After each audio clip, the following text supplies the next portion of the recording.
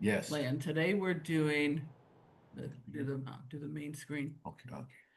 Today we're going over DirtMap. How do you research what's under the dirt? Like how do you prepare ahead of time? Now, for y'all that are visible on screen, we greatly appreciate you. And if you can't hear us or you miss something, just start flailing your arms like this, and we'll stop and go back over it. All right. Okay. For those of you who haven't had a chance to look at the replay and you were waiting on that, there are a couple of spots where the sound went out a bit, and someone had to let us know that the audio was wrong. So if you get to a point, I think there's about 2 of them in there. You get to a point where like what are they saying? I can't hear. You're not losing your hearing. It's the audio. Yes. And also, if you need, okay, so we're right here and we're in the Landverse site. You go to AI Assistance. Today we're going to be covering DirtMap, which is the third one down on the AI Assistance. Just click on that. And we programmed this so that the main things, your parcel and GIS links, your soil topo, zoning, planning info, county research and contacts and mapping workflows all up here. So you can just jump down. The beauty of DirtMap is that it helps you to spot the red flags beforehand. So if there's floodplain, if it's in a floodplain, wetlands are there, you don't know about it somewhere in the middle. If there's some kind of restrictive zoning, it's like all of the research that you would do where you go to all the different websites, which you may or may not know what those websites are, right? Depending on how long you've been doing this, and if you don't have a system down for it. So DirtMap helps you to find the info that you need to prepare, whether that's for you've got a buyer deal that the buyer's considering putting an offer on it, whether it's you're preparing for a listing, that's how you prepare with that. And regarding the how it's laid out, these are the main things up here. So you can just jump to the section. If you need some soil and flood zone, you jump to this section. And down here will be prompts. Those are instructions that you give to the AI and to get the results you want. And so you'll have up here where you have, say, provide NRCS web soil surveys steps for pulling soils on, and then you put in your county and state within these brackets for your county and state.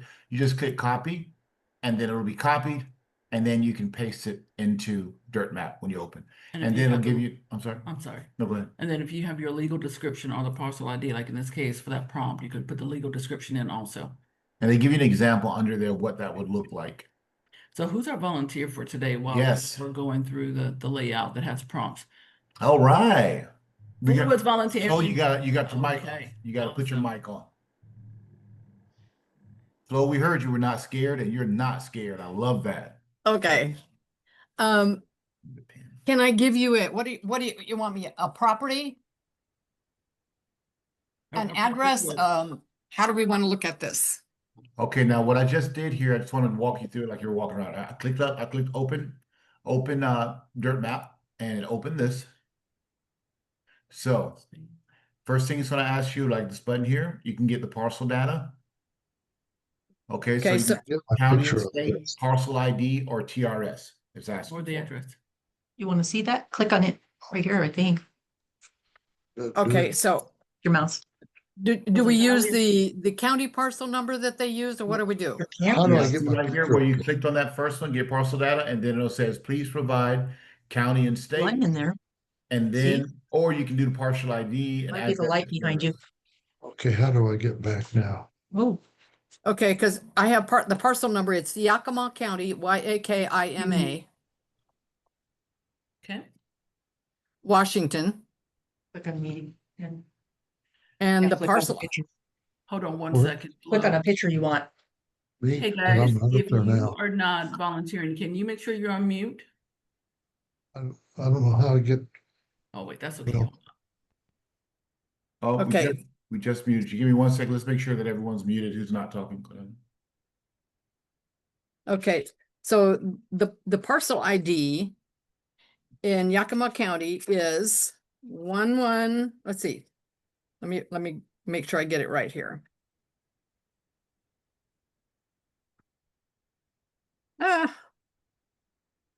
It's in the, I got too many pieces here. That's okay. And you can also do the address too. Okay, the address is 1601 Lateral, Lateral like boy, Road. Yeah, Alright. and that's Wapato, So W-A- Wapato, Wapato, that's how you Washington. pronounce. Mhm. Okay. Thank you, ma'am. Good. And there's 2 parcels in it. Okay. Okay. So here it is. All right. So what is compiled to help you put together your due diligence? It's pulled a link for the GIS parcel viewer link. And that's here where you can click on this And and so, it puts it in there. and So so, you just click on that little link and it opens up. Right. So if I go click there, then it opens right up. Here.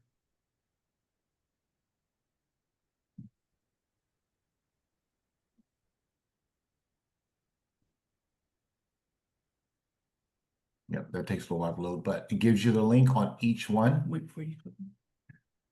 I'm just gonna close this one out because she's got this one. Okay. So this is really good for a couple things, not just for you doing your property research, but if you have an assistant working with you Mm-hmm. and you want to make sure that no steps are missed, sometimes like, oh, I can't give it to my assistant because it's going to take me too long to tell them everything. What if they forget something? Well, you've got it all right here. The other thing it's great for is if you are leading a team and you have people on your team who may be new to the area or new to the industry, there's a junior that's working with you, you can use this for training also to show them this is exactly what we need to have done. This is how you work this deal. And it's great for that when it comes to your research. Okay, so we can go back. Yep. All right. So you've got your GIS information. And then for the second thing is pulling for you is your Yakima County GIS mapping and the open data portal, which you're going to need to get the land records, your boundaries, your environmental, and all of that good stuff. Okay, can you put two properties adjacent into one order? Let's go find out. Yeah. So now that you ran that one, you can do the same. And are these in different areas? No, they're adjacent to one another, Okay. owned by So- the same owner. One Okay. has one parcel has the house, the other parcel has the orchard and the buildings. Okay. I have 2 parcels that are adjacent to each other. One has the house and one has the Orchard. orchard.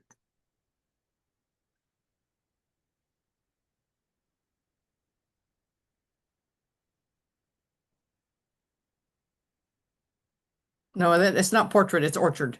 Yes. I made a whole new Just gonna word. change it. Portrait or portrait. Hold on. It's orchard and buildings. Okay. It's got a Hold on, picture of the wait, orchard. wait. Okay, go ahead.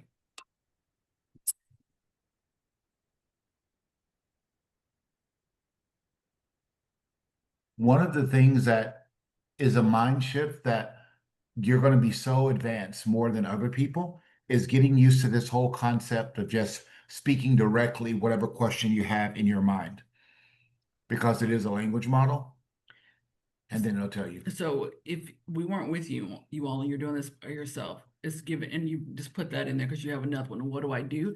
It's giving you the instructions on what to do. It's letting you know that you can provide either parcel numbers for both lots, or you can do a description.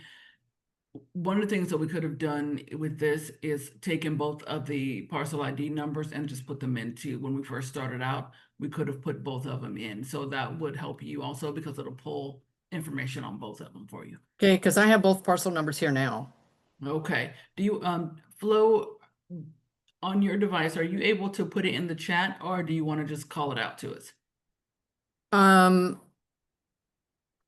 I can put it in the chat if I can figure out where I'm at here. That's okay. Give me the parcel ID for both. It's 191106 dash 32016.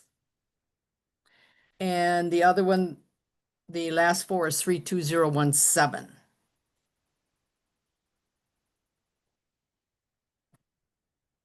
The 017, is that for the second? That's for parcel two, that's the 17 acres.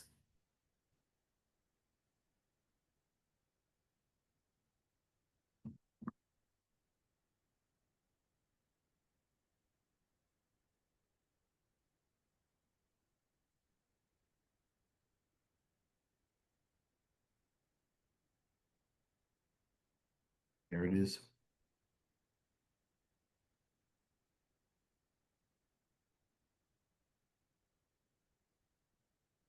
So one of the things that I really like about this is if you look at point 3, can we scroll back up?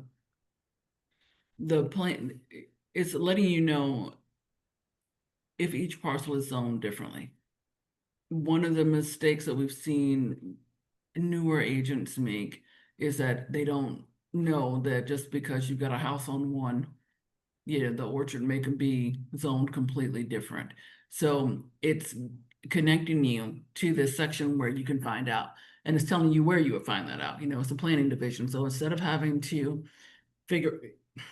guess, you can just go right here to this link and it's going to open it up for you. Yep. And it gives you the instructions on what to look for. So in those GIS tools, you want to look for the county zoning data set. And the contact information. The main thing that this was built for was for speed, to get you information fast, and for VA empowerment, to give you something to empower your VAs with so that they can just go. And then it gives you the next steps if you want to go through that for the next steps. So if you wanted to take care of if you want to download the zoning layers, like the maps, that you can put it into your presentation or your report, you'd be able to do that. And then it tells you, let me know if you'd like help pulling specific map layers, irrigation infrastructure, or walking through the GIS interface for exporting maps or reports. So it mainly is a thing for, I'm sure that a lot of you all very much understand this world and know it very well and know how to do these things. But when you're dealing with getting help, it's so much better to just have someone, instead of going through Excel sheets and or remembering bookmarks on websites, that they'll be able to just go here and it can talk them through it, so they don't keep coming back to you. What else should I get? What else should I get? And this helps to train their brains to be able to make something of your time being more beneficially used, because you're not stuck in this world. And with the virtual assistants, one of the questions was asked, what's a VA? It's funny because we say VA all the time. And I remember one day somebody stopped and said, you mean like the Veterans Administration? What does that have to do with anything? A VA is a virtual assistant. So if you have an assistant that works in your office with you, or if you have someone that works somewhere else that works online with you, then that's what a VA is. Yeah, or you could just say an assistant. Sometimes it's virtual. A lot of times in our world they're virtual, but a lot of times you have them right there in your office. Me and Lou happen to have our daughters in our offices. You do. They're our virtual assistants. And my daughter, You're muted. my daughter has a question. Sure.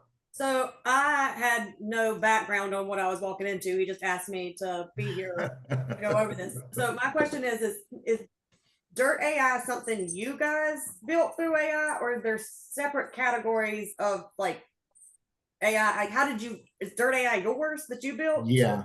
Okay. All right. Because I was wondering how like you specifically knew that was a subcategory of. All right. So that's yours. This is your platform that you built through AI to help via AI. Yes. Yeah, because the thing is, like, what are the things that that land folks are going through every single day that's costing them a lot of time and energy? And that's writing copy, communicating with people that have land to sell, looking up comps, running GIS, soil links, and all those things. So we looked at what are the biggest time sucks and what are the biggest opportunities to stand out in the market, and we made a specific AI to handle those problems. And this one right here is all about the GIS and things like that. That was an answer to my question. I just wanted to know how, like, if you built this or if this was something you found through AI and how you found it if it wasn't something that you built. But that makes Yeah. much more sense. Now Sam Altman, who's the founder of OpenAI, he's for everybody. We're for the land folks. We're the Gotcha. Sam Altmans of land And commercial for that matter. and commercial. That's funny. Oh, I did not mean to click on this without telling you all what I was doing. Oh, man. Okay, so you see what's got the zoning code lookup and a step-by-step guide Mute yourself again. and where you can find that unified land development code. So if you click on a little gray section, I was right here actually. This is that county zoning data set. Hold on. It takes you right into the portal.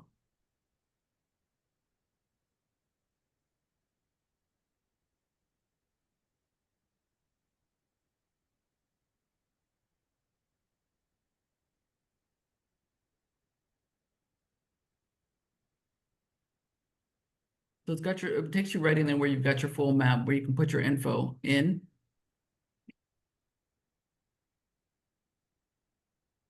And so if you all are, if you're familiar with the platform already, with these maps already, then it's a shortcut to just take you into where you need to go to get your work done. Yeah, to have it all in one place and have all the phone numbers and everybody you need to call in one place to handle all of your dirt things is the most important. And then having it also, like when we're looking here, having these, let me do this real quick, having these different sections for whatever you're researching, you can just click on one of these and it takes you down to whatever you're doing. Walk me through a KML from this GIS and MapRight. Give me step-by-step save an offline parcel map and land glide for this county and state. So basically, all the things that you're always doing, explain how to estimate land value per soil class and acre value for this county and state. Whatever you need for that. So we have the mapping workflows, we have the county research and contacts. Like here, it'll say, list the top 3 companies handling rural land in, say, Eustis, Florida, with phone numbers, right? Things that you might not have thought about, but are good to know. And at some point after you use this a couple times, you'll find your quick go-tos and you'll just go straight to it and copy it. If you needed more information, one of the sections in the playbooks that you would want to check out. And here you've got a section on, it has more in-depth prompts for each one. So if you wanted to find out what should I be doing with this? That gives you Yeah. Okay. That gives you some examples. Because you see right here where it says provide NRC web soil survey steps for pulling soils on. That's great for you to make a quick checklist that your office can use. Give me a USG topo map link and contour explanation for the county or state. So in here, if you download this ebook on pages like 6 through I think 9, you'll be able to find different things that you can do with this. One of the questions that we got asked on, I think the first call, was this one right here. How do I, find the contacts? These are prompts that are already built in, which you all saw on the other screen. But if you wanted to train someone on how to do this or to show them, then you've got this stuff sitting right here. Yeah, and if you have an assistant, I highly recommend just having them go through maybe 3 of these a day, because the follow-up questions teach you a lot also, because they're programmed to guide you to the next step in the process. So just as a matter of getting used to it, it's like with anything, the more you put your hands to it, the more it makes sense and the better you get at it. And whoever's the best at this when it comes to land in the very near future is going to be the ones that are getting the lion's share, just because they can move. Well, not just because, but one of the major reasons is it allows you to move faster and to think deeper about your business. So your next step, and this book gives you a reminder on what next. This is set up according to the flow of how you would do your work. So let's say you've got the parcel ID or the address, someone's called you, you know that you're going out to the property and you gotta do your work. So you would start it in DirtMap. That's where you would start to get the information that you need for it. From there, you're going to go do your comps, right?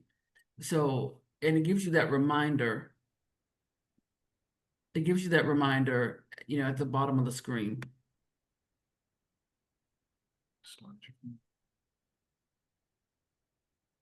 And where you would go for that is CompStacker. So let's say you forget which one you should be going to.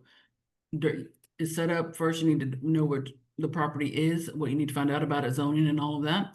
And then your next step is to go hit your comps. So for that, after you've gotten the information out, you're going to go to CompStacker. Yep, and that's where we're gonna go next. Gonna go check out some comps. Right here, CompStacker. So we click on that. And in here, it kind of gives you a quick overview. You have Lindy here giving you a introduction to what it is. And it's the same thing here, where you can just go and there's example prompts that you can use. Even if you're not going ready to use it, I highly recommend that you go in and you can copy these prompts. Just right click and copy them and put them into DirtMap and fill in these brackets. And then you get your CMA packages, your pricing logic. A lot of problems with AI that people have who are in land industry and commercial, where we usually focus, is that they don't know what to say to it, right? And so just you're having these templates right here is going to really take you above, you know, and then it'll be locked into your mind.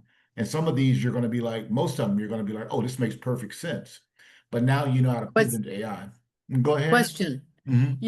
You said copy the question into DirtMap. You lost me. No, I'm sorry. We're in CompStacker now, but it works the same for DirtMap. If you have these here, say you need a comp grid creation. So say I go here, right? Create a 5 comp grid for this many acres. So I copy this and I go up here and I open up CompStacker. Okay. Now I got it copied. So now all I got to do is paste it,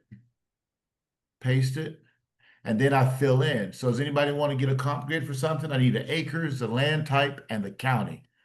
Oh, we could do that same property that Flo just Okay. gave us. Flo, how many acres was that the two parcel IDs? The 2 parcels together is 19 acres. Oh. Yeah. So it should probably be from 10 to 30 acres. Okay.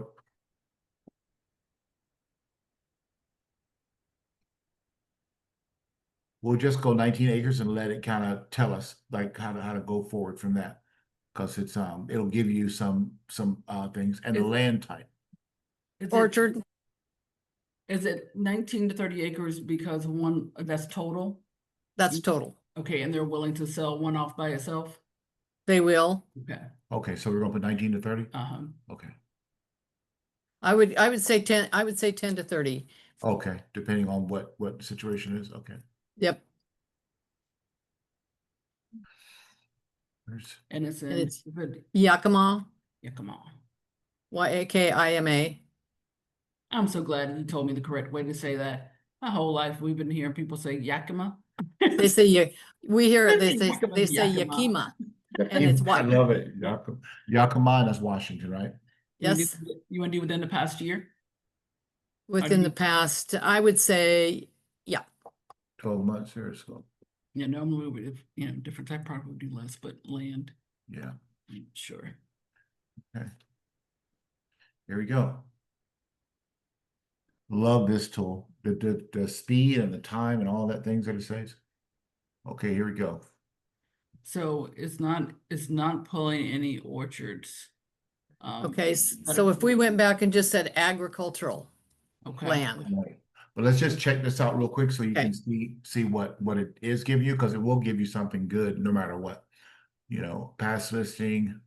So for that this past much. listing was 10 acres, 10.09 acres, sold July 22nd for 50,000, and it's breaking down the price per acre. So that was $4,955 per acre. It's letting you know that it is a current listing. It's not a closed sale. and that multiple smaller parcels have sold recently under 10 acres, but none fitting the 10 to 30 acre orchard criteria. So that gives you that quick overview that, okay, things are selling out. There are things out here that's selling, it's been on the market, but they're smaller. So that gives you that opportunity to, have that quick conversation. Now you can go back. You can go back to, Can we go back and change it to just agricultural land? mhm. Yep. And so here, I can just say. Church.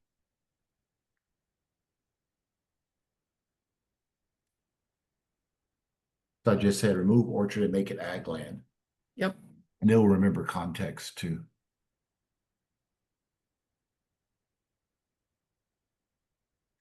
Can you go back to the description? So the breakdown, it's telling you that it's giving you the new grid, but unfortunately, and it's letting you know that it dropped the orchard restriction, but unfortunately, the listings within that bracket over the past 12 months, they're saying that they're still having a hard time finding it, that it's elusive when it comes to the public sources.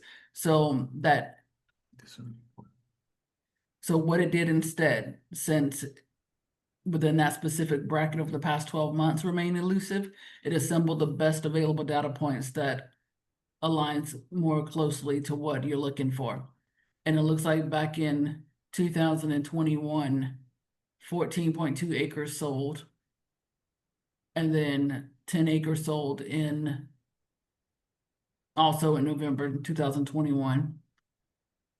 And then it's showing the farmland average in Yakima, the active farmland listings, the average price is 942,000. They're going for about 10,000 per acre, and it's letting you know that that's active farm listings average. And it's pulling that from land search is where it's pulling that, it's searching from that. Now, does this pull up things that are like we're on reservation? If it's public knowledge, it would. If it's public knowledge, it would. And can you scroll back one more? And then it pull listings 20 to 30 acres. It's letting you know that there's 24 to 29 active ones on the market and that they're ranging from 150K to 1.3. And that is, I guess, where they found the most is in land.com. So in this case,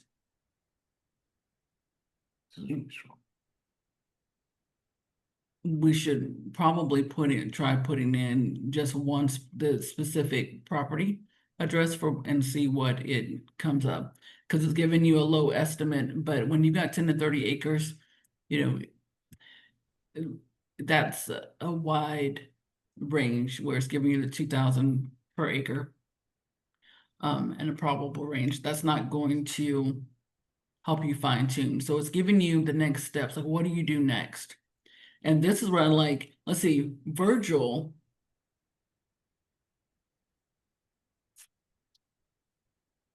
Hey, Virgil, so what I love about this right here is that when you have agents or anyone else, like if you're responsible for training, you're responsible for making sure that your people are up to speed. What's so cool about this is the easiest training guide ever. You ever have an agent come to you and they're so wrong on the price, like just so wrong. Like, where'd you get that price from? And they're going to take, well, I looked at this and I looked at that. This right here is giving next steps and recommendations. So we've got this issue where the pricing is not solid set. We're not quite sure because they can't find there's not enough apples to apples listings on the market right now. So it's giving next steps. You can go to county records to do the sales search tool, and it's giving you the link to it where you can go straight to it. Then it's taking through the steps, MLS or broker inquiry. Some of my newbies are not on the call, I don't think, but this is a great one if you're new to land brokerage, if you're breaking into it from another asset class or another niche.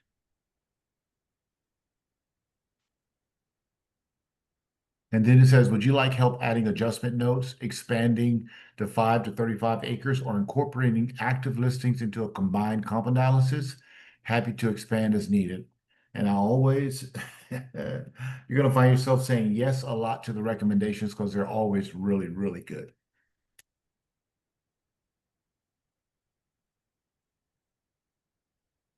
So look at that right there. When it expanded to 5 to 35, then it pulls in a couple more properties within that range. The question I would ask on this is, have any orchards sold in this county? See insights in the sometimes what you're trying to.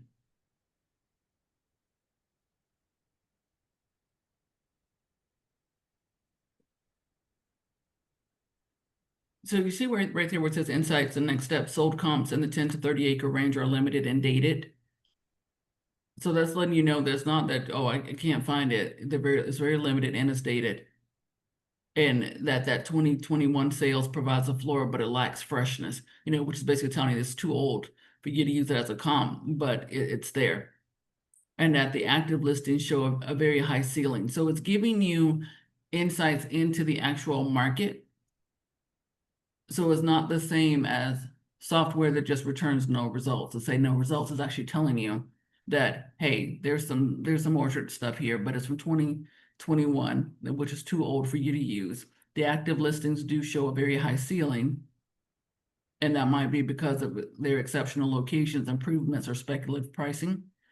And so now it's saying, hey, you might want to consider searching the Yakima County Assessor Sales Search to see if you can find more recent closed transactions for this actual use case. Yes. And then you get optional add-ons here.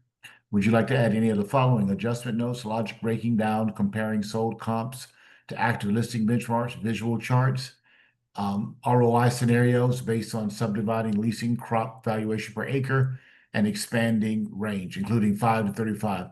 And so just let me know what would you like to explore next. So what I would say is this. What do you recommend? Because it gave you 4 really good, strong things, and it a lot of times it knows what you're trying to get at. So top 3 recommendations: add adjustment notes.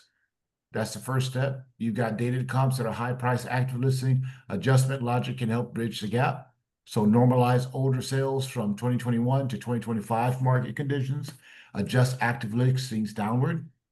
For high list and sales ratios, factor in proximity to utilities, irrigation, and paved access. This gives the broker seller a defensible explanation for a pricing point. So it knows you're trying to sell this. And then add ROI scenarios. If land is developer or investor targeted, if this land might be split, farmed, or leased, estimate what the land could yield, lease income, crop value. So just give you really good points. So question for you all, what are your biggest struggles when it comes to finding comps? Now here's the adjustment notes.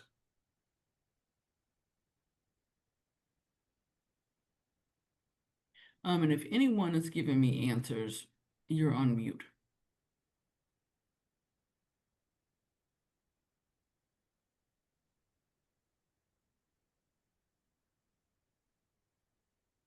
Okay. All right, so now you see the adjustment notes here. This is where it really shines. To get this kind of data, to be able to give to a seller or a buyer is really, really good because it saves you so much time and energy. And how it breaks it down is really, really impressive. So See the whole thing first, please. Go ahead. can we click the chat? I wanted to show you all something right here. And then we'll take a quick look at the chat. So my question for this, if I was Flow and this was my listing and it's already told me that it can't find, well, it's not saying that it can't find, it's saying that it's elusive finding these orchards. I would want to know, have any orchards sold in the past 2 years? I said it's at 2021, right? You say the past. There too. 2 years would be a good marker. Okay, because it showed us 2021. There we go. And now it's showing that a prominent sale occurred at 1601 Lateral B Road in Wapato. That is our property. Okay. 20-acre turnkey apple orchard. Has a home, shop, orchard. That listing indicates it was sold with the sale likely occurring around. When did that property sell last? It really wasn't a sale, it was an estate transfer. Okay, so that's probably what this right here is. Okay.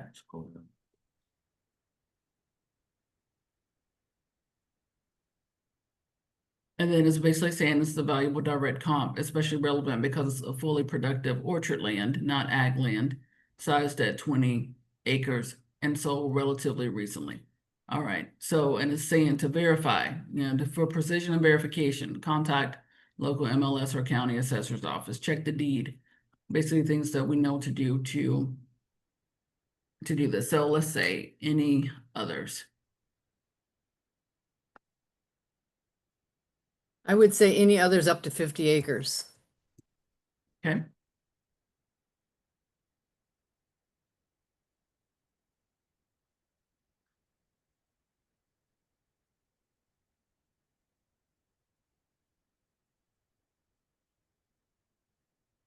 Okay, it's given us 281 lateral C. That was 54.6, that was listed May 2024. And it says that it's an offering, is not a confirmed sale. And then there's one on Branch Road in Hera. That's 143 acres. And that sold in June of 2023, 1.1 million was the price. And it was over the 50-acre threshold, but demonstrates scale pricing.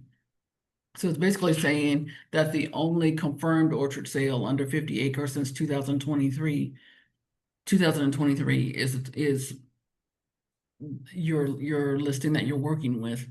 And it's breaking it down that the 54-acre one is currently for sale. It's not confirmed as sold, and it exceeds the 50-acre cap. So here's what I would say. What do I do? Say, I have to come up with a price.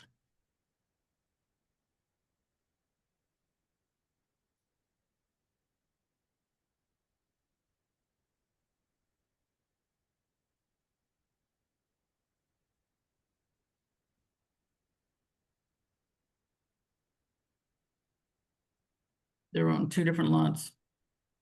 Yes. How big is the house? 16, let's see, let me look. I think it's 1690, but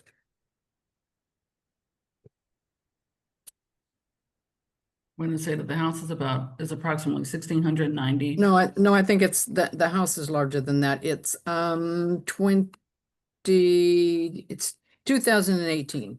Okay. It's approximately 2018 square feet. Around what time was it built? What year was it built? It was built in the 70s and remodeled in the 90s.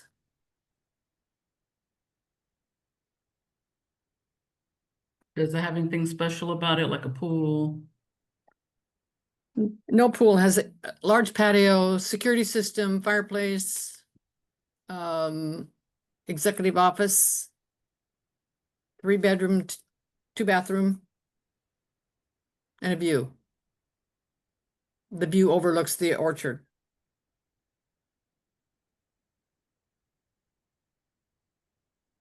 And how many acres is it sitting on?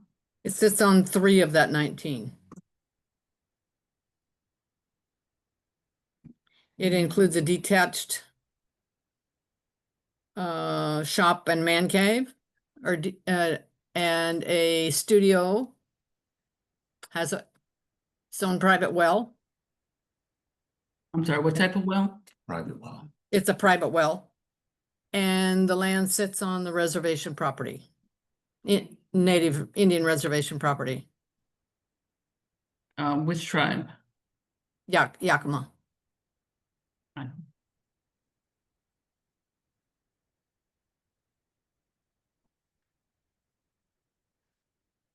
Okay.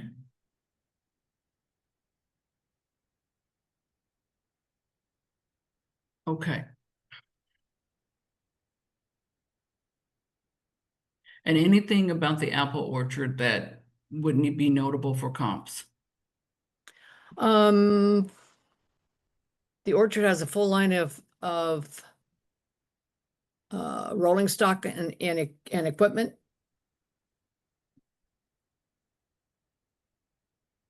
Okay. It is a mixture of pink ladies and early gala apples.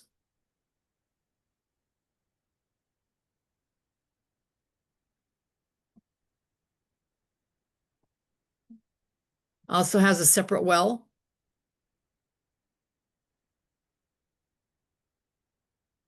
And I don't even know what size that shop is. Probably, well, a large farm shop with commercial paint booth included.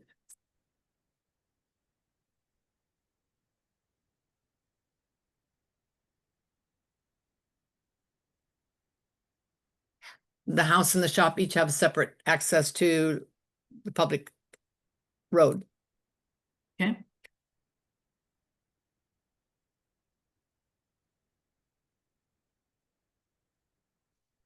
Okay, so I started out with, I have to come up with a price for the parcel IDs, and, you know, I gave the breakdown.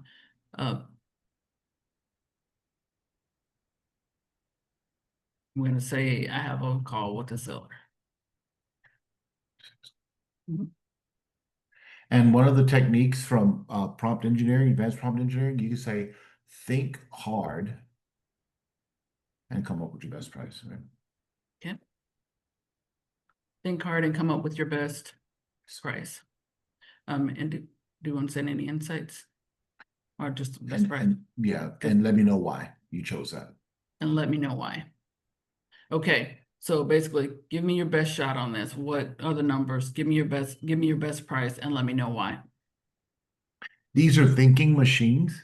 So an old school technique that still works really good is getting it to think hard. Okay. So it's giving you the breakdown of how it would approach setting a credible price for the parcel you described. So it's giving us the information of what we put in, right? With the equipment, it's pulling a couple of comparable benchmarks, which is the same property, lateral B, 20-acre orchard with residence. So it's pulling up the price for that 835, what it sold in 2023. Then it's giving the 54-acre orchard that's sold off market or is off market. It says offered at 995,000 for nearly 55 acres. So its pricing is showing you that that's roughly at 18,200 per acre. And then the Yakima County median land pricing for agricultural farm listings is showing you the insights on that. That the median listing price is 14,080 with broader medians around 12,000. So that gives you something to kind of go on with the numbers to know. So for your pricing analysis, it's saying that the house in the shop, 3 acres, is saying that it's benchmarking it at 25,000 or 30,000 an acre. It's estimating the value 75,000 to 90,000, which of course without, you know, knowing what the prices of the houses are out there. Well, Flo, you'll have to tell us about that. Yeah, that's way off. That's like 20 years old prices. Okay. And then the orchard and equipment, 16 That's acres. probably fair. Okay, 35,000 to 42,000. And then the combined value. So it's saying 640 to 760. Now you've told us that the estimated value, we're gonna pretend like, you know, you're doing this on your own. That you've told us that that estimated value of the house Should is probably be somewhere around 550. And okay. And the land should be closer to, land with the equipment should be closer to 20 to 25. Okay, so we're gonna go back in here and make a note about that in just a second. But you see where it's got the orchard parcel, 16 acres? Mm-hmm. It's telling you what that price is including, that is showing that full infrastructure is in there, and that's taken into consideration with improvements in productivity, which sets an upper bound. So now let's go into the house and shop. So before we tell it something about this house, is saying that an 1,800 to 2,000 square foot remodel home with fireplace, even though the things that we have in here are not necessarily good for our comps, because, you know, security system, patio, it's got the detached workshop and the view, boost the value above raw land. So it's calculating this at the raw land price, assuming residential land value is 25,000 to 30,000, and this rural area seems appropriate, combining that value range, but you know that it's not. But you see where it says combined total, and then it gives the rounding considerations and buffer margins, suggesting that list price. Here's what. So where the house was at, that was for the land up there, you see? Yeah, for the land, that's probably a appropriate value. It doesn't, but it's not including the house in it. Right, and it's saying that, yeah, that's around 700 for the house. No. Oh, It's not. The house is probably between 550 and 650. okay, so they're putting it at 7 altogether. Mm-hmm. Okay. So what we're gonna say is exactly what Flo said. The house price seems to be prices from 20 years ago. What more do I need to? Well- What? Now, I'm thinking that we should ask like it, the house price looks like it's only the land. How do we add the house to that land? Do that, Tracee. See what I'm saying? Mhm.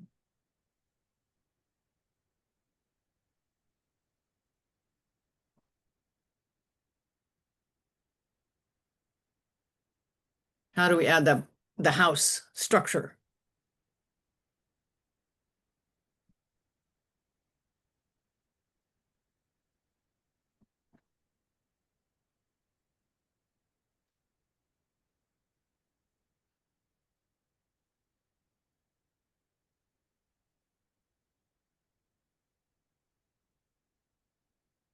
So it's assuming that this house is stick built.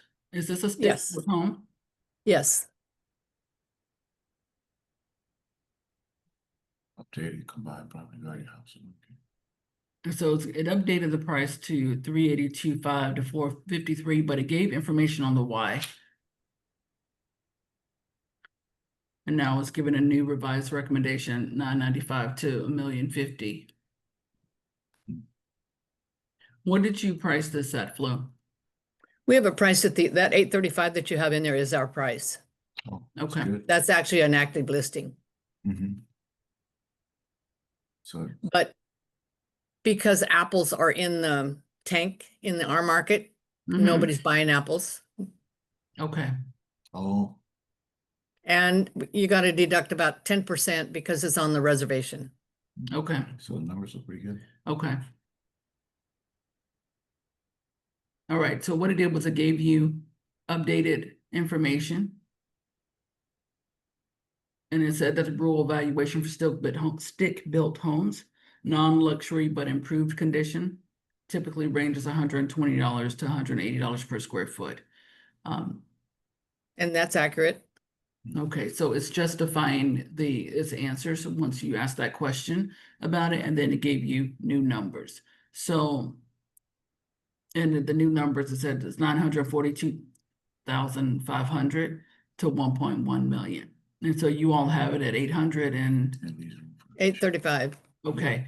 Yeah, and then if you see where it's got the revised recommendation, is that it's rounded just below 1.1 for pricing psychology, and it leaves room for negotiation without dropping below the combined asset value.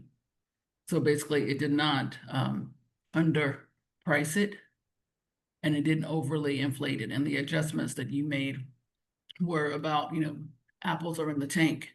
So why don't we act like we haven't put a price on that? And is asking next, would you like me to summarize this in a seller presentation format or generate charts or ROI logic next?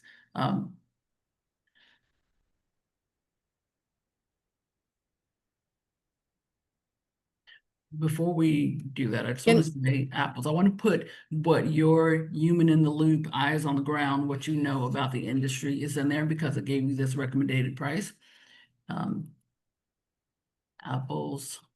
Apples are not in the tank, but you know, distressed, in distress.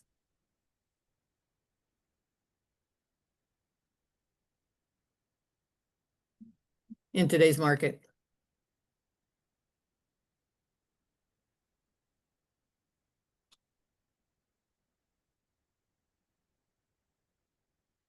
And I have one more question that would be, what would be what would be the offering if we split them and sold them as independent properties? Okay.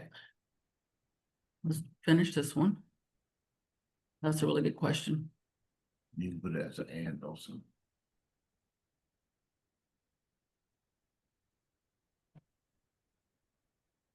Also, how would I price if I wanted to split?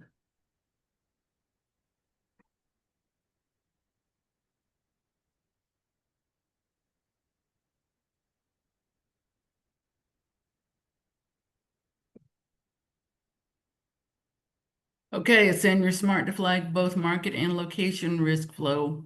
Here's how to recommend adjusting price for distressed orchid economics, tribal land location, plus how to approach pricing each parcel individually if splitting. So the adjustment for the apple market distress for 2025 is breaking down the industry factors. So let's say you have to go to the seller and you really want to make sure that you're just explaining why you're doing this. Okay, and you can put this in your presentation. There's an oversupply and export weakness. U.S. apple market, especially Washington State, has faced price compression due to overproduction and weaker export demand. The input costs are up, labor, water, and fuel all rising.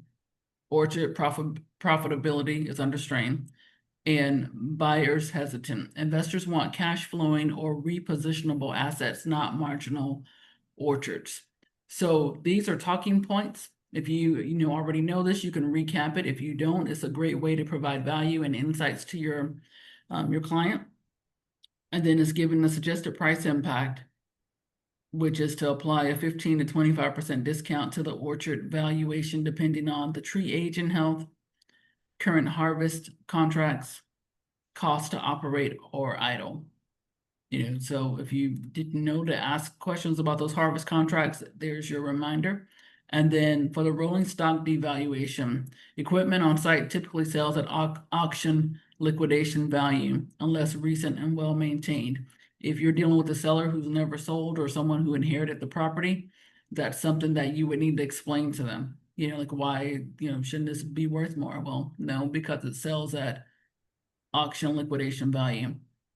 And then it's giving you an example. For example, previous orchard valuation, 560 to 672,000 for the orchard. Adjusted range is taking 20% off, 448 to 537, 600,000. And then the adjustment, so it's adjusting the pricing on for the land by 20%. Then it's making another adjustment for the tribal land status and is giving some insights on the location, basically leasehold versus fee simple. If the land is allotted or trust land, it may carry use restrictions, transfer limitations, or buyer financing barriers. And then there's a reduced buyer pool. Some buyers avoid tribal land due to legal uncertainty or financing complications. And then there's a market reaction. Properties on Yakima Reservation typically price 10 to 20% lower than equivalent freehold outside, which is what Flo just said to us, that she's adjusted it by 10%. And is given the suggested price impact is recommending that you apply 10 to 15% reduction to both parcels to reflect buyer discount expectations. which Flo mentioned just a bit ago that she did 10%, of that you have to adjust that. So the combined discount impact for the orchard parcel is saying the original value was 560,000 to 672,000. It took off a 20% adjustment and took another 10% off of the reservation. And so that made the orchard, the recommendation is 403,000 to 483,000. And then it gives you the split pricing strategy. So if you decide to split the properties, it's got the adjustments in there for the tribal land, for the house and shop. The suggested listing range just for the house by itself is 349 to 395. And it's telling you to use rounded numbers to hit pricing brackets that the buyers search in. Consider keeping the ask under $400,000 to maximize buyer pool. So it's just giving you a sales technique that, you could put it at 400,000, but it's saying keep it under to max, get more buyers' attention. And to emphasize the scenic orchard view, the private well workshop as lifestyle value. And then if you decide to do the orchard and the equipment, 16 acres. It automatically adjusted that, took that 30% adjustment off for the things that we talked about with apples being in distress and tribal land. And it's giving you, telling you what kind of comps to use. Use your comps like the 835 20-acre sale to support the pre-discount, which we know in this case is that parcel. And that a buyer familiar with orchard ops may find opportunity in a discounted working orchard with full gear. So you could market that nationwide, especially if you're part of a network that has other agents, or you can just do it on the land listing sites. And it's telling you to make sure you provide the equipment list, recent harvest data, if possible. And combined, you're looking at 745,000 to 845,000, slightly lower than bundling, but opens up a broader buyer pool and may sell faster if it's split. And then so this is invaluable because in a market where properties are sitting, for a long time, and in a market where in this case there's some distressed value, is in an industry that's distressed, and you've got a seller that wants to get out, it would be better to split it. And, okay, you market it as a whole, but you could also split it to get more attention and maybe get some of the money in for the seller. It says, would you like a one-page version to present to your seller? What does that look like? Let's see.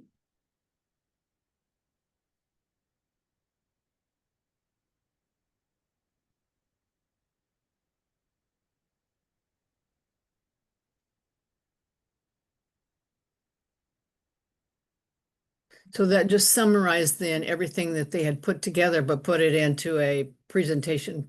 Mm-hmm. So what you can do if you have your own listing presentation laid out, I'll show, or something that we have something that's called a real estate investment and market guide that basically promotes you and your market and has a breakdown of the market. And when we do them in a way where we've rebuilt them out in Canva so that you can just copy and paste when you need to add something. Or if for people who have it printed, you can take something like this, put in a Word doc, just copy and paste and just slide it into your page. So it's not at the point where you've got the design factor, but it is where you can, I'm going to stop sharing for a second and go pull that up. It's where you can just insert it into your presentation, or if you have a PowerPoint. Excuse me, if you have a PowerPoint or something, you could put it in that. Give me 1 second and I'll pull one up.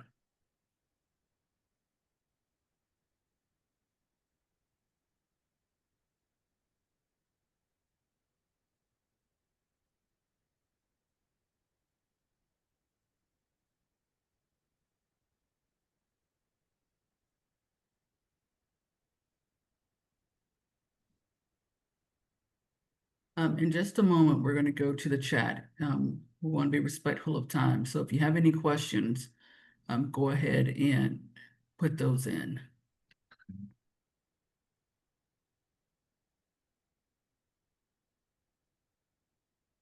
And if there's something that you would like to know, even if it's something that's not covered today, if there's something that you want to make sure that we cover, next week we're covering social media, we're covering outreach, Scout AI, and the different things that you can do with marketing.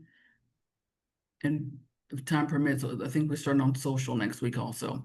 So if there is something that you would want to make sure that we cover, it's something that you care about, go ahead and put that in the chat too, so that we can cover that.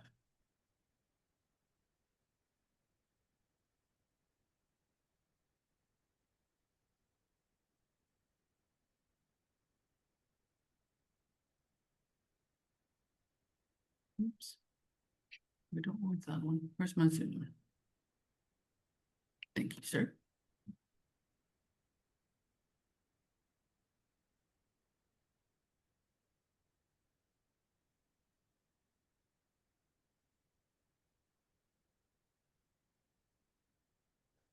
Okay, so this is a real estate investment and marketing guide. So when you're doing your presentations, you want to make sure that your presentation is something that can work no matter what your industry, no matter what type of asset class you get. And how we do that is we take the investment, we make it an investment guide so that you've got something that tells about the market, tells about how you market your listings. If you're focusing on buyers, have something in there about buyers too. And then what you would do is when you do your comps, or you get information like that particular this property here, that summary for the one pager, you could just have a blank page in it, copy and paste it, and update it. So this is just an overview that goes into the markets that are covered geographically and the core sectors. An overview on who you are. If you're a part of a brokerage, like a franchise, something that's a big umbrella like a Remax or Keller Williams or CBRE. If you're a part of a larger company, you put a page about your company. We like to do this to put, we need to call, where is David? David, are you on this call? No, thank you, sir. David's been a busy boy. We need to call David. So in this case, we did like a magazine style ad just to make it memorable. You've got some more stats, your bio, and then different tools about like different things that talk about what you do, what's your selling advantage. And if you do it in something like a Canva, or if you do your presentation in Word where you've got your marketing materials and things here for what you do, hey, these are different places that the properties go. Then when you get things like, this is an offer memorandum template that we have. This offer memorandum template is actually this one here. This that starts here. This is actually being loaded into the marketing materials that you all have access in Landverse. This particular one right here, not the listing presentation, but this is an example of marketing. And that was something that we had created. That's going in the Landverse AI marketing thing. So if you have something that you've created that's you do it a Word doc, you do it as a PowerPoint, you can do it in Canva. When you get your one-page summaries, you just stick it right in there. You can print it out, slot it in, boom, here you go, Mr. or Mrs. Seller. Yeah, it's something to sell yourself. And that's the beautiful thing about AI. A lot of times we don't like to sell ourselves, but AI will do it so much better now than it used to be. It used to sound very salesy and all that, and now it's more position you as a trusted consultant that's knowledgeable about the area, which you already are, except for it's so trained on writing and influence and impact and those type of things. So do we send you photos? And do you help us to do that? Or, is there a template that we can work from? We are putting together one that you can go in to use as that. The one that I just showed you is a custom one that we do. So that was a custom one. But as far as the offering memorandum part that's in there, that's going into that's going into the platform. So there'll be a couple of pieces in there that you'll be able to use for that kind of thing, where you can just copy and paste and go, and then you'll have what you need. So like when we open the Landverse and it shows the cattle and then, moving across the field, or the fellow that's standing beside the fence and his pickup talking, Uh-huh. are those naturally automatically generated through AI, or is that something that we put a picture and then AI converts it? So when we do Scout AI and the visuals, you'll get to see how to do that. Yeah, So Okay. we can say a view of an Yes. orchid that is 20 acres, apple orchid in North Washington, and then it'll generate you a picture that looks just like an apple orchid and we'll walk through that. We'll talk Yeah, you through that. you'll enjoy that. I Yeah, love that you there's asked that there's question. so That's gonna be many fun. things that AI is just transforming that's going to get you real advantage when it comes to anything, especially with marketing, because that's our background. It's commercial real estate marketing and marketing in general for all kinds of real estate agents. And so we really put a lot into the marketing side of this to help you be able to market your properties and get them out there and get sold. So just for the sake for who wasn't on the call last week, don't forget that you have access to resources like these different things that we put in. Some of them are calculators, some of them are different types of generators. First of all, you have your blog in here. You've got a land use idea generator. So if you're, trying to figure out what to do with that particular property, there's that in here. You've got a mineral rights split little piece in here. There's all kind of different tools that you may want to make sure that you're familiarized with. And for your maps, if you are looking for your GIS maps, let's just go to that again.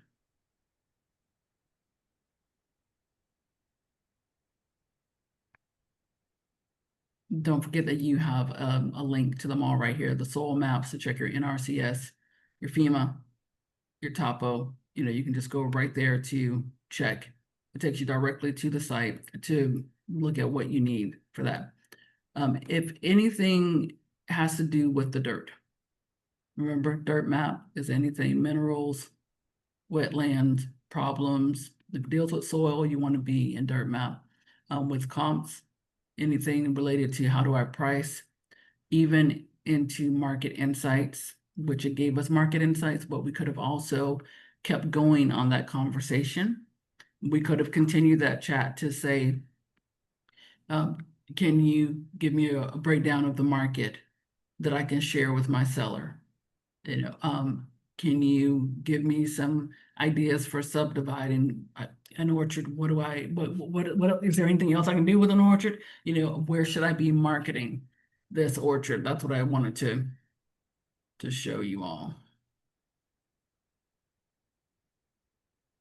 Let's just do that real quick. So we've gotten information. We figured out some numbers. It's given an idea. It's given an idea of what she can do for pricing.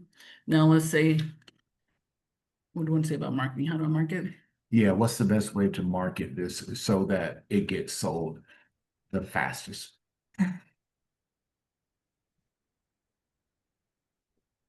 Okay, and keep in mind, it already knows that the industry is distressed.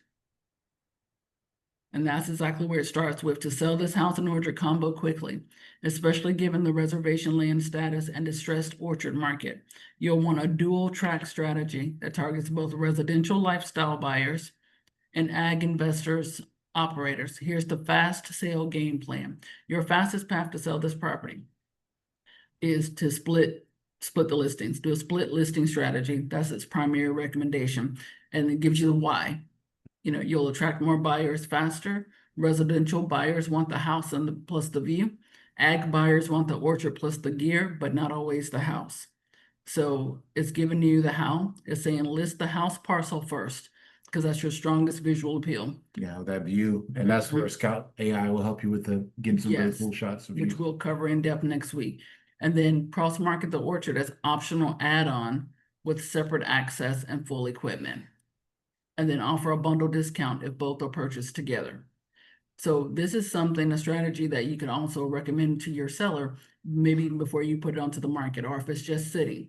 You know, there's different things that you can do with this. Then it's giving you tailored ad copy for each buyer profile. It's giving you one for the house listing. It's giving you one for the orchard listing. It's got a cool headline: scenic view home with shop on 3 acres, overlooks private apple orchard, peaceful. And it's telling you the focus. It's telling you the sites to make sure that you're on. And then it's even giving you your hashtags and SEO to help you get found. So it's giving you one for that. It's giving you one for the orchard listing. And then it's telling you emphasize key selling angles. House buyer hook: buy the house with view now, buy the orchard later, and protect your view forever. That's pretty strong. Mhm. Buy the orchard later and protect your view forever. Orchard buyer hook is purchase a producing orchard with easy road access, separate from home, ready for harvest or lease. And then it's telling you to use video and drone shots, which is cool if you don't always do drones for your properties. This gives you some kind of direction of what you can say, you know, to your drone guy. I want a drone flyover showing the orchard views, the patio, the workshop, the well, shop access. And I want to do a walkthrough of tree rows, equipment lineup, commercial shop interior. And then you go and post it. It's telling you where to post it. Post it on YouTube, Facebook, you know, land.com to get the enhanced listing, and if allowed, the MLS. Okay, so you're the local broker in this case, but it's saying engage a local broker with reservation experience. This would apply for a person if it's an agent in a different state that's doing the homework on this, because they're going to reach out to you and ask you to list it. That's what that would be a help for. And then it's giving you a summary plan. And then it's asking, do you want a sample marketing flyer or social post templates for either parcel? That is in development. It may come out strong, it may not. Well, yeah, as long as it's text. Text always is really good inside of chat, but if it has to create like a PDF, kind of just say no, make it so that I can just copy and paste it and put it into your Google document, something like that, because it's not there with images. We use other software for images.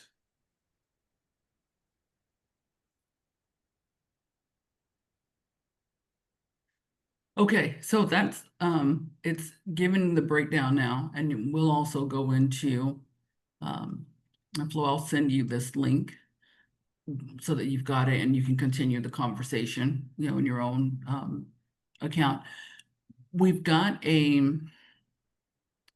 it's giving you the marketing things of what you can do, and you could just keep going with this with asking questions, you know, which site should I list it on, or, you know, I want to adjust this writing, you know, I want to add this. There's things that you can do to make this work. And then the last thing, and then because of time, we have to shoot to questions real quick, is any suggestions, you know, because it's asking us more things like, let me know if you want these edited with exact pricing. What we are going to ask, and I love this because you can literally take this and put it as a description. You can put it on a flyer. You can hand it off to a graphic designer to say, Then you fix can the tell it to flyer. make social posts for you around those same type things. And the cool thing about it, how it's programmed, is that all the best practices of doing anything like flyers, postcards, social posts are all programmed into this. So you're going to get the best practices. So you're not having someone just trying to figure it out. It's already studied what are the most successful campaigns, waste market, how many words to put on a flyer, how many words to put into a LinkedIn ad or a LinkedIn post or a Facebook post that's going to get the best engagement. So the last thing you need to know, you figured out, you've gone to DirtMap and looked into your, you know, the information to done your research. You've gone to CompStacker to figure out pricing, and you've worked through that with the platform to figure out what do I need to be doing right now, right? Like what should this price be? We've addressed the concerns. Okay, it's on tribal land, apples are in distress. What about this pricing? You've worked through that with your assistant here. You've worked through all of that. And you've got marketing advice. What do I need to do for marketing? You've got marketing content right now. So the last part of this is who we're going to market this to. Like, who's my buyer? Let's just say I'm having a hard time finding buyers, or I don't know who to market this to. And you probably don't have to say all of this, but the goal is, who should I be marketing this to? Who's the ideal buyer? Okay, it's saying you're not alone. Properties like this, orchard plus residence on reservation land, have a very specific buyer profile. To get traction, we need to narrow in on who your ideal buyers are, then target your outreach directly to this group. So the ideal buyer profiles for this particular property is a local grower or orchard operator. Why they buy? Because they may want to expand acreage nearby. They already understand water rights, labor, and Yakima reservation nuances, and they could lease or harvest immediately. And then it's giving you the breakdown. How do you reach them? You contact local ag co-ops, packing houses, or orchard equipment suppliers.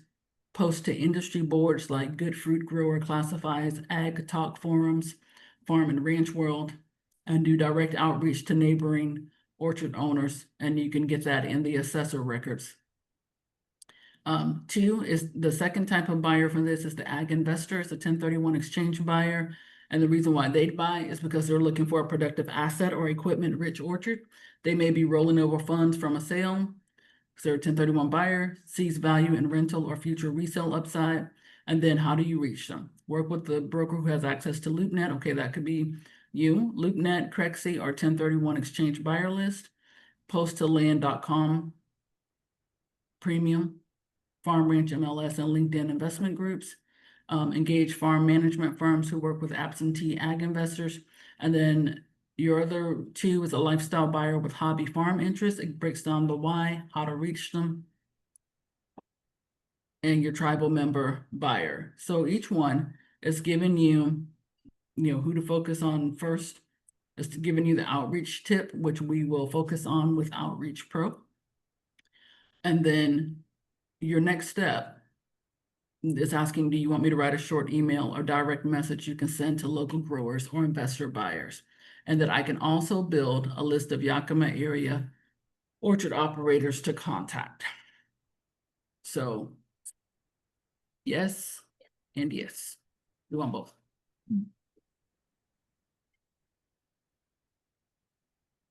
Okay, so now it's giving Flo an email template for local growers or ag buyers. It has a breakdown, and Flo, I will send this to you. It's got the key points. So this email is not too long. This email is actually perfect. Yeah, best practices always. It's quick, it's scannable. And then where to find local growers to contact. You can pull a target list from the county assessor site, search surrounding orchard owners by parcel, grower associations, Washington State Tree Fruit Association, and the Yakima Valley Growers Shipper Association. And then there's packing houses in that area. And then the tip it's given you is to mail a printed flyer or a letter directly to these operators, or ask co-ops to post a flyer on bulletin boards. And then it's asking, do you want the social media ad text or a PDF flyer design? So you can take this, whatever you have not done. If you haven't done these things, you can take this and literally work through this and market your property, reach new people, and hopefully get somebody who is ready to go on that property and to buy it. Make sense? Very much. This has been extremely helpful to me. Awesome. Can we quote you on that? Certainly. Thank you, Flo. You're awesome. So I guess one of the best practices for that is Tracee's going to send you the link, but also whenever you're doing anything like this, you always want to open up your Google Docs and copy the entire context, just in case anything weird ever happens, you don't lose everything, right? You have it saved in your Google Docs, and then you can just copy it from your Google Docs and paste it back into when you say, hey, here's the context from the last conversation I was having. Can you help me with this part right here? And there you go. Just some good housekeeping for you. Keep your Google Docs so it saves it. And then as you updating your Google Docs, get information, you update that Google document, name it, and that'll keep you organized. And I'm looking forward to showing you guys how to use projects too, because you can make a project per client, major client that you have that will really help you stay streamlined and get the answers that you need. Okay, so let's go to the chat real quick. Let's see, what is a VA? We dealt with that one. You need to change the reference from MapRight to the new name Land ID. So Land ID is now, MapRight is now Land ID. Thank you, Flo. Awesome, thanks. Okay, Mr. Virgil, in non-public information states such as Kansas, does it work around the county information? Well, let's test it to see if it does. We'll check that and then I'll email you.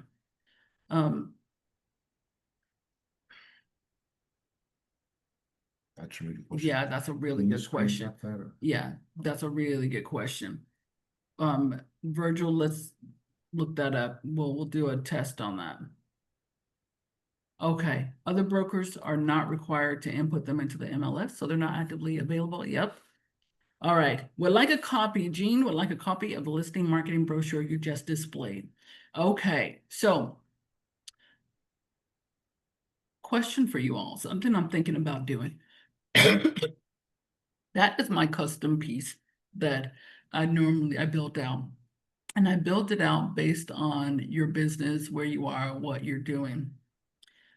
Would it help if we decided to create some type of template kind of similar to that, where they gave you all a guide of what you can put in it? If we made that a part of Landverse, would that help? Would you all want that? Absolutely. Okay, Awesome. got one absolutely. Got two, I got a thumbs up. Virgil looks like I don't mess with Canva. Leave me out of it. All right. Okay, and Jean says yes. Okay.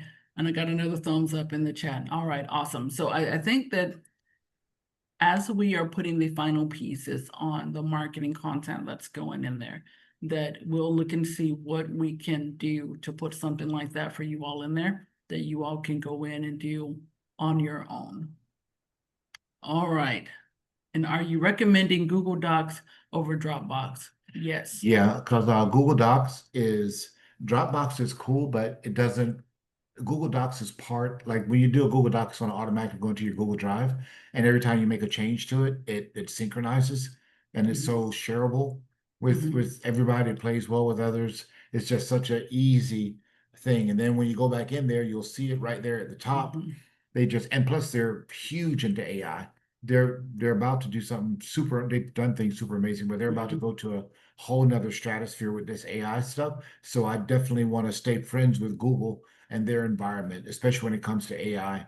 And the other things that it's doing is absolutely amazing. So, yep. Okay. Yeah, it took me years to start using Google Docs and Google Suite and all that, and I absolutely love it. Yeah, it's So really good. it's really good. There's so much that you can do. Okay, well, we did it. It's 2:01. You did it, everybody. Okay. We salute you. That's awesome. Was this helpful? Do we have glazed over eyes? Is there anything that you would like for us to make sure we cover before we've got 2 more weeks before the other 2 weeks are over? Is there anything you want to make sure that we cover? Scanning in documents, sometimes we can add a document. Adding documents, yeah. Okay, adding And documents. how does that relate to the outcome? Okay, Oh, yeah. that's a good question. Great question. We will cover that next week. Yeah, that's one of my most enjoyable things. There's adding documents and letting it read from those. It's just so good because it gets so specific when you do that, and it's beautiful. So guys, if you all don't know Lou is the host of a show called Let's Talk Land. And he is a great podcast that has like over 200 episodes, all kinds of information on it. Lou, I would love for you to let them know how they can listen to that. Ross is actually the guest on it for this weekend coming up this Saturday. And he also has he is one of the land geniuses. Yes. He's created an education, he's created a curriculum that he teaches. So if you all want information on how do I if you want to get some CEs and you want to know, hey, what do I need to know? I need to improve my land game. Lou is your Yeah. guy. And if you just want to know something about land, he knows he's Everything. forgotten more than most people have ever learned about land. So he's a great resource to talk with. And his show is awesome. You've earned it, brother. You've earned it. Hey, so tell me real quick about your show. Sure. By the way, Flo's been on my show, right, Flo? Awesome. Not yet, not Yeah. yet. I've been asked, but we've never made the connection yet. But we're working on it. Yes, Okay. in production. She'll get on there. She'd be 276. Yeah. That's awesome. Hey, First so off, Lou, Flo tell and I me. remember. Flo and I are members of the Realtors Land Institute. I've been a member since 1998 and got the ALC back in 2002. And actually, I teach one of our classes that came out in 2003 called Land 101. I think I taught one of the first classes back then. I've taught it all over the country for our chapters. If you're just looking for a base class, you don't have to be a member of RLI to take our classes, by the way. We've got some great stuff. You can go to our website, www.rliland.com. I recognize that there's no land education out there other than the Realtors Land Institute, including the state of North Carolina and every state that I've covered on my radio show for 9 years, over 271-hour shows. And quite a few of those are ALCs like Flo and myself. And I'll ask them how many hours of CE they have in their state. And then in their elective category and how many classes are on the subject of land. And for years, it's been crickets. So I did chat GT and asked them the question. And guess what? It listed me as the only certified class in the country, which is crazy. I'm hoping to take that national. I've been teaching it for the state of North Carolina, which has CE credits. But I'm not going to waste my time going to every state getting CE credits. I won't live long enough.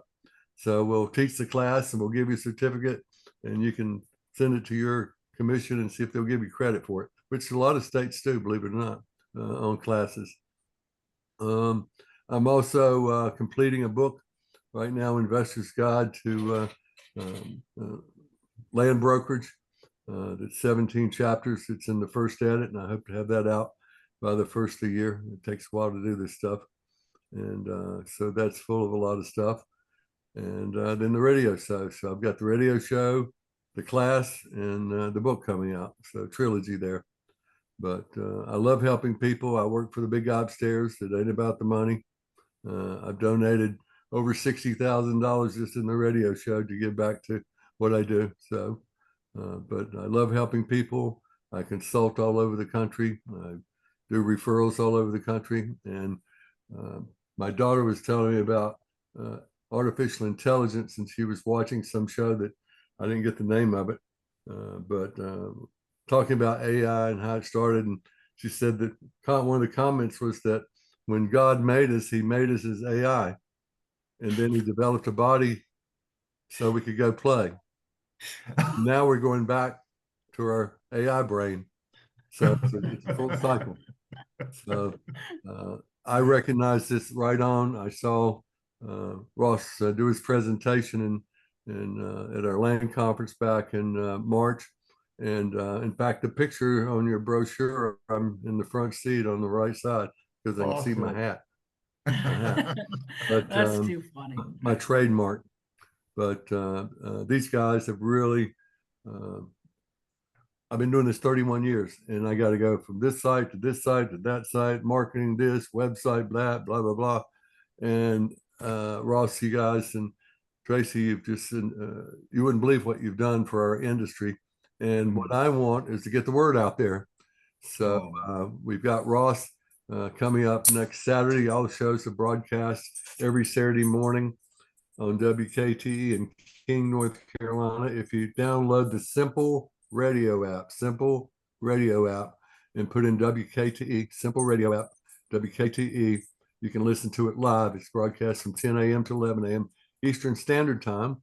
All shows are downloaded on the master website, which is Let's Talk Land, www.letstalkland, no apostrophe, letstalkland.net. That's .net. It's also can be found on Spotify and Podbean. And so that's the overview. But if you got some guests that you would like, everybody knows somebody that you can go through. We were going to do a book, have all the shows transcribed. I've got 9, 10, 12 3-inch binders full of scripts for the last 9 years. And we thought it would be like the Gutenberg Bible. But go on the website, look at the different people that we've had. It's the most comprehensive show in the ever done on the subject of land. It's pretty 360, and it's international. I've done international shows: Australia, Brazil, Germany, Costa Rica, Panama. Working on New Zealand and Transylvania right now. What's going on in your world with the subject of land? But if you know someone that would be a great guest and could add to it, like a new site, like what Tracee and Ross have, all the technology, all the ones that's on the website, I've all had them on my show. So I'm always looking for good guests. But anyway, thank you for the opportunity to spread the word. Awesome. Well, Thank thank you. you. And I just want to give you a little bit of advice. I love everything you're doing except for one thing. What's I that? would highly recommend that you stay out of Transylvania. I have reasons. I'll talk to you about it later. It's all right. I'll listen to the Godfather. You know that Ross is the Godfather of digital marketing. I love So, it. Lou, thank you so much for yeah. being a part Thank you, of brother. this. Thank you for what you've done for the industry. Thank You're you. amazing. We're looking forward to hearing that show this weekend, and we'll help plug that too. Thank you. Guys, thank you for all being here. Love it that Thank you all you. are here and that you're first movers and Yes. you're going to do well. You're going to dominate. So have an amazing day. Enjoy the rest of your week, and we will see you next week. I didn't give a homework assignment. Did you send her the link or did you get the link copy? You No, can I do will it send after. that to her. Okay, Yeah. cool. I did not give you an assignment. The assignment is to go through DirtMap, take any listing that you have, any property, and walk through it and see if you have any questions, any anything comes up, any revelations, and let us know. Okay. Yeah, and talk to it, talk back and forth to it. Say, hey, this is what I'm trying to do here, or here's some other information that you might want to know. Or you can ask it, ask me information about this to help you serve better. And you can do that with any of the things, but at least do 3 prompts this week in any of the products. And CompStacker, ask, whatever, Scout, just go in there and start practicing with it and getting yourself familiar. Muscle memory works. All right. How long before we get the recorded copy that we can go back to? It should be to you by tomorrow. Okay, Okay. because last week we didn't get it till yesterday. Yes, that was Yes. Tracee's fault. Yes, it was. It was my fault. Yes, so we'll have that tomorrow. Right. All right, guys. Have a wonderful day. Thank you so Bye. much. Good to see you. Have a great week. That was so cool. Great.